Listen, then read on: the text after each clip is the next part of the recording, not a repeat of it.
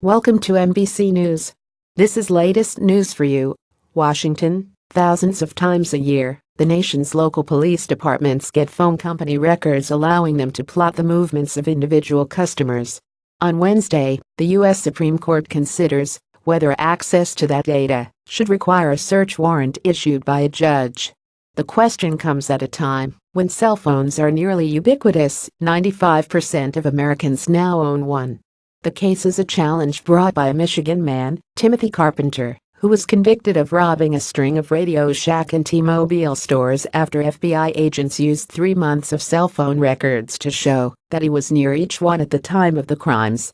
He argues that, because the FBI did not get a search warrant, that evidence, along with his conviction, should be thrown out. When a cell phone is used for calls or text messages, it signals a nearby antenna tower to connect with the telephone network. As the user travels, the call is handed off to successive towers, and the cell phone companies keep records of the phone numbers routed through each tower to sort out such things as roaming charges. Carpenter lost in the lower courts, which ruled that no search warrant was needed because phone customers have no expectation that their records will be private. They relied on a Supreme Court decision from 38 years ago. It said phone customers don't expect that the numbers they dial will remain private because the phone company uses that information for billing.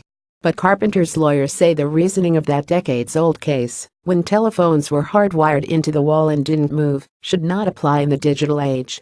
Getting cell phone tower location data, they argue, allows the police to discover far more than which numbers were dialed.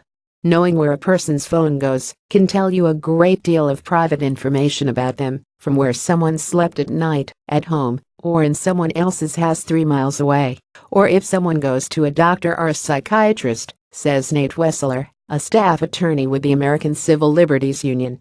In Carpenter's case, the records were logs of calls he made and received. But Wessler says wireless data now includes each time a phone checks for email or text messages or logs onto the internet. A typical smartphone connects to cell towers hundreds of times a day, Carpenter's lawyers say in their written legal briefs. The volume and precision of that data will grow steadily in coming years. As for whether customers expect that data to be private, it cannot be said that cell phone owners knowingly and intentionally disclose their minute-by-minute movements, they say. Using a cell phone ought not to license total surveillance of a person's life.